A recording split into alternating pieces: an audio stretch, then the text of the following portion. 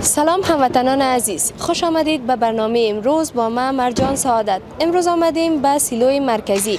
دوستای عزیز، قسمی که شما آگاهی دارین روز به روز تعداد مهاجرین که اخیراً از پاکستان به اجبار اخراج شدن رو به افزایش است.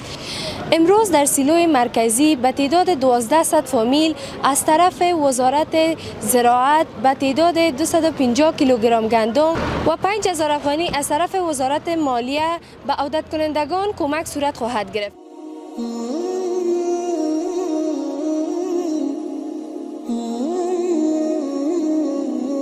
د راستنیدونکو درنو هیوادوالو عزت زموږ عزت دی، د هغوی ملاتړ زموږ ملي او ایمانی مسؤلیت دی.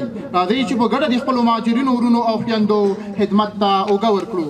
به تعداد 1200 خانواده مهاجر برگشته از پاکستان کمک‌های بشردوستانه توزیع گردید. بر بنیاد این برنامه حمایوی از سوی وزارت زراعت برای هر خانواده 250 کیلوگرم گندم مساعدت صورت گرفت و همچنان از جانب وزارت مالیه مبلغ 5000 افغانی پول نقد برای هر خانواده در نظر گرفته شده که در مجموع این کمک‌ها به حدود 6 میلیون افغانی میرسد. مسئولان هدف از این کمک‌ها را حمایت از خانواده‌های نیازمند و کاهش مشکلات اقتصادی مهاجرین عنوان می‌کنند.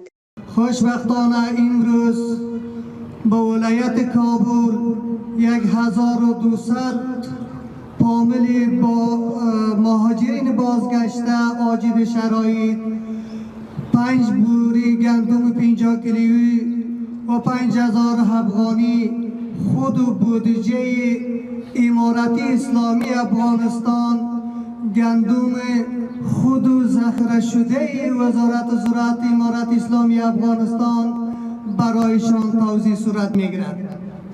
الله تبارک و تعالی دی امارت تا مشرانو ته نور هم توفیق ورکړي چې د مهاجرینو سره د خپل ولس سره ډیر کومکونه او مرستې وکړي.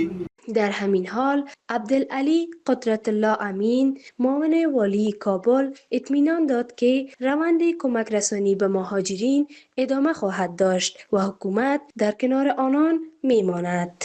و همچنان از تاجران و مردم نیکوکار افغان خواست تا در ماه مبارک رمضان به منظور ایثار و فداکاری دست یاری به سوی مهاجرین و سایر نیازمندان دراز نموده و از این امر خیر سهیم شوند.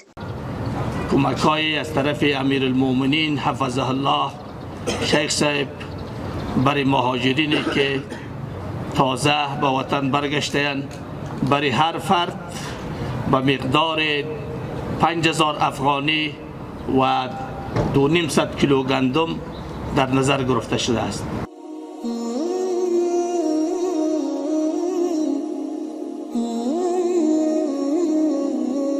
مهاجرین عزیزی که از پاکستان به افغانستان میآیند بر شما میتونیم که قسم اطمینان بدیم که تمام هموطنان دست به دست هم داده به شما میخواین که همکاری کنن، هیچ تشویشی نداشته باشین. حکومت همچنان همراه شما است و مردم همچنان.